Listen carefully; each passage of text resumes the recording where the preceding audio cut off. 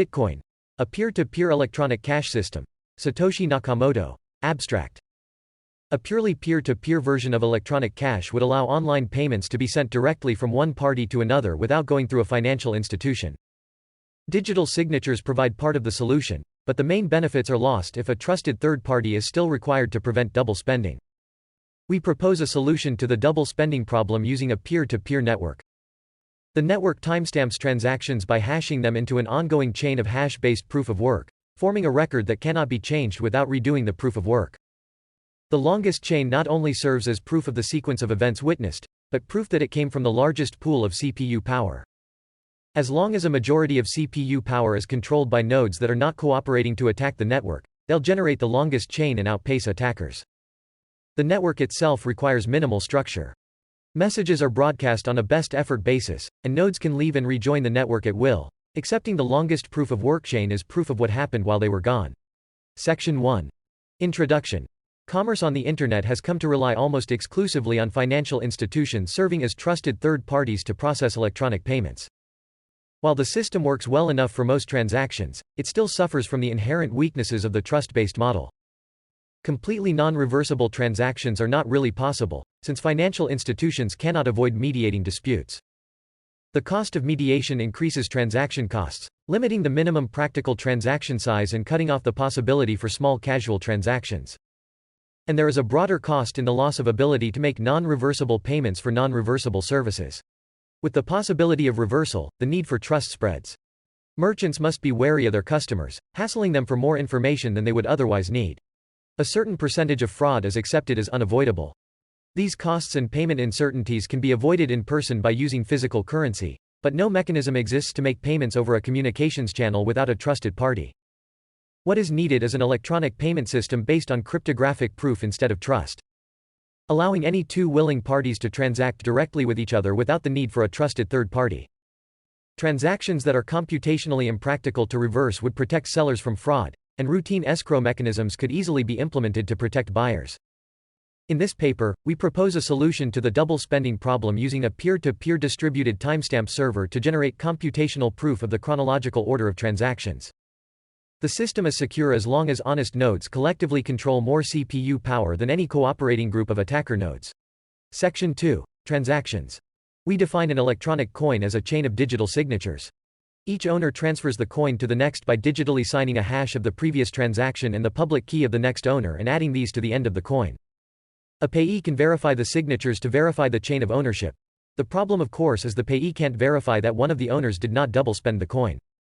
A common solution is to introduce a trusted central authority, or mint, that checks every transaction for double spending. After each transaction, the coin must be returned to the mint to issue a new coin, and only coins issued directly from the mint are trusted not to be double spent. The problem with this solution is that the fate of the entire money system depends on the company running the mint, with every transaction having to go through them, just like a bank. We need a way for the payee to know that the previous owners did not sign any earlier transactions. For our purposes, the earliest transaction is the one that counts, so we don't care about later attempts to double spend. The only way to confirm the absence of a transaction is to be aware of all transactions. In the mint-based model, the mint was aware of all transactions and decided which arrived first. To accomplish this without a trusted party, transactions must be publicly announced, 1. And we need a system for participants to agree on a single history of the order in which they were received. The payee needs proof that at the time of each transaction, the majority of nodes agreed it was the first received. The solution we propose begins with a timestamp server. A timestamp server works by taking a hash of a block of items to be timestamped and widely publishing the hash, such as in a newspaper or Usenet post, 2 to 5. The timestamp proves that the data must have existed at the time, obviously, in order to get into the hash. Each timestamp includes the previous timestamp in its hash, forming a chain, with each additional timestamp reinforcing the ones before it. Section 4. Proof of work. To implement a distributed timestamp server on a peer-to-peer basis, we will need to use a proof-of-work system similar to Atom-Back's Hashcash, 6, rather than newspaper or Usenet posts. The proof of work involves scanning for a value that when hashed, such as with SHA-256, the hash begins with a number of 0 bits. The average work required is exponential in the number of 0 bits required and can be verified by executing a single hash. For our timestamp network, we implement the proof of work by incrementing a nonce in the block until a value is found that gives the block's hash the required 0 bits. Once the CPU effort has been expended to make it satisfy the proof of work, the block cannot be changed without redoing the work. As later blocks are chained after it, the work to change the block would include redoing all the blocks after it. The proof of work also solves the problem of determining representation in majority decision-making. If the majority were based on one IP address one vote, it could be subverted by anyone able to allocate many IPs. Proof of work is essentially one CPU one vote. The majority decision is represented by the longest chain, which has the greatest proof of work effort invested in it. If a majority of CPU power is controlled by honest nodes, the honest chain will grow the fastest and outpace any competing chains. To modify a passed block, an attacker would have to redo the proof of work of the block and all blocks after it and then catch up with and surpass the work of the honest nodes. We will show later that the probability of a slower attacker catching up diminishes exponentially as subsequent blocks are added. To compensate for increasing hardware speed and varying interest in running nodes over time. The proof of work difficulty is determined by a moving average targeting an average number of blocks per hour. If they're generated too fast, the difficulty increases. Section 5. Network.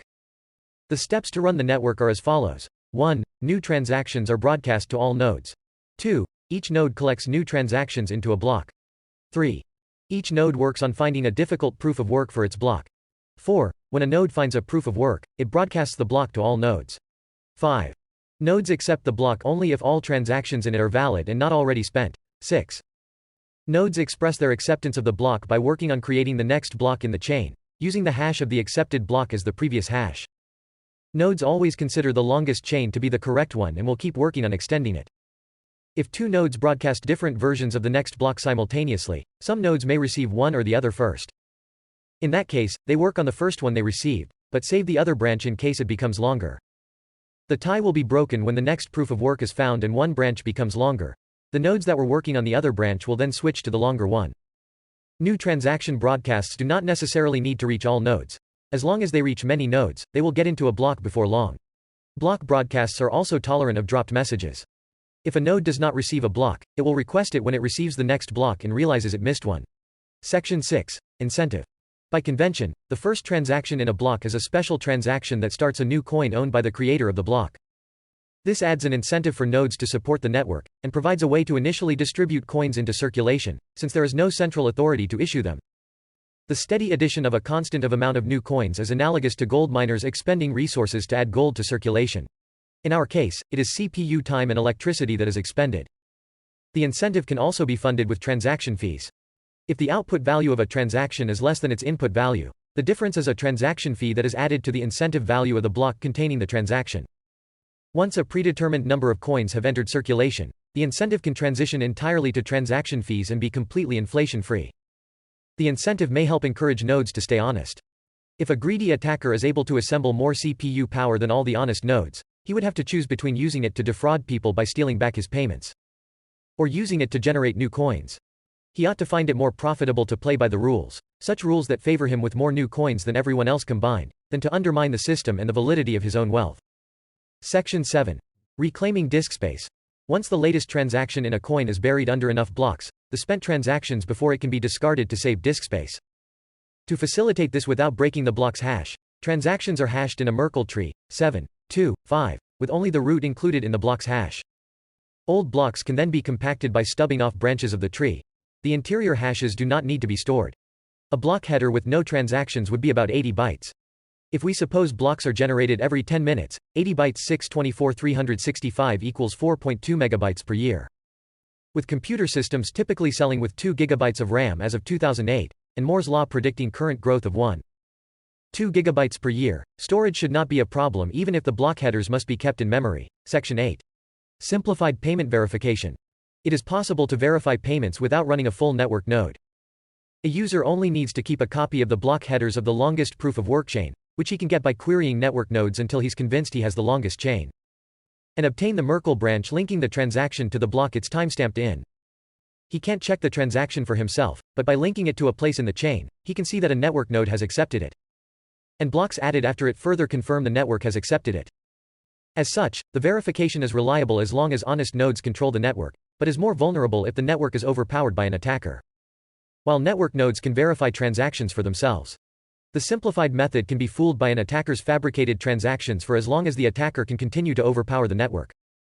One strategy to protect against this would be to accept alerts from network nodes when they detect an invalid block, prompting the user's software to download the full block and alerted transactions to confirm the inconsistency.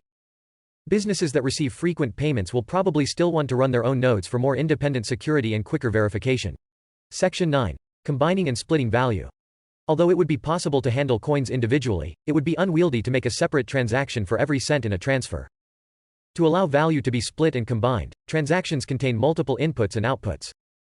Normally there will be either a single input from a larger previous transaction or multiple inputs combining smaller amounts, and at most two outputs, one for the payment, and one returning the change, if any, back to the sender. It should be noted that fan-out, where a transaction depends on several transactions, and those transactions depend on many more, is not a problem here. There is never the need to extract a complete standalone copy of a transaction's history. Section 10. Privacy. The traditional banking model achieves a level of privacy by limiting access to information to the parties involved and the trusted third party.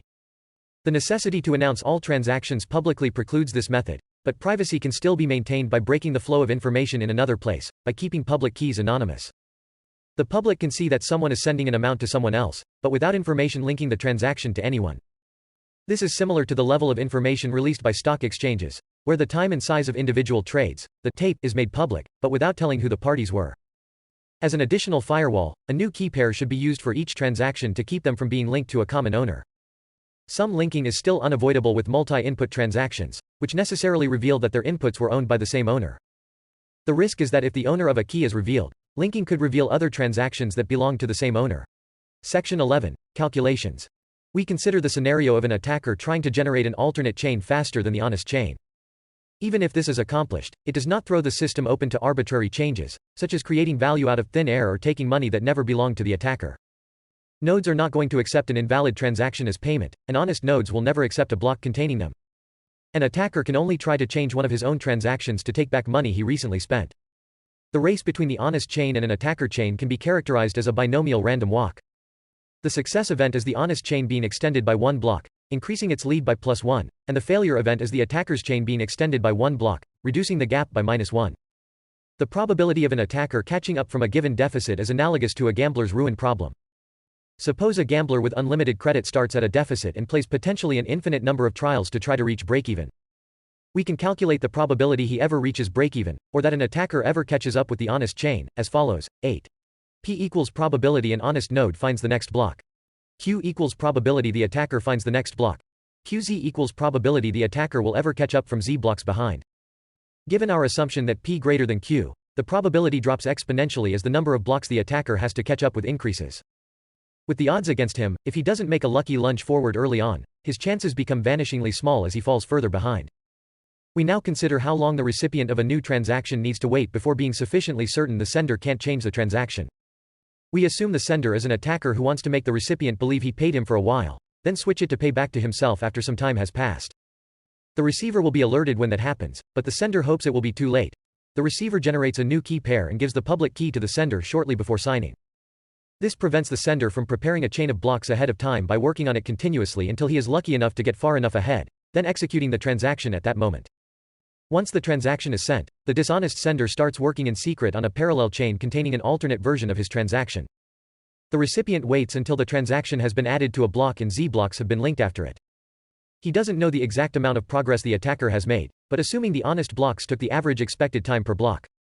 The attacker's potential progress will be a Poisson distribution with expected value. To get the probability the attacker could still catch up now, we multiply the Poisson density for each amount of progress he could have made by the probability he could catch up from that point. Rearranging to avoid summing the infinite tail of the distribution. Converting to C code. Running some results, we can see the probability drop off exponentially with Z. Solving for p less than 0.1%. Section 12. Conclusion. We have proposed a system for electronic transactions without relying on trust. We started with the usual framework of coins made from digital signatures, which provides strong control of ownership, but is incomplete without a way to prevent double spending. To solve this, we proposed a peer-to-peer network using proof of work to record a public history of transactions that quickly becomes computationally impractical for an attacker to change if honest nodes control a majority of CPU power. The network is robust in its unstructured simplicity. Nodes work all at once with little coordination. They do not need to be identified, since messages are not routed to any particular place and only need to be delivered on a best effort basis. Nodes can leave and rejoin the network at will, accepting the proof of work chain as proof of what happened while they were gone. They vote with their CPU power, expressing their acceptance of valid blocks by working on extending them and rejecting invalid blocks by refusing to work on them. Any needed rules and incentives can be enforced with this consensus mechanism. Thank you for watching the video. We thought what better tribute to launch the first video on our channel than to appreciate Satoshi Nakamoto and the Bitcoin Whitepaper. Please like, subscribe and share your comments below. What do you think about Bitcoin and the wider crypto market? Until next time, thanks, Krypto News.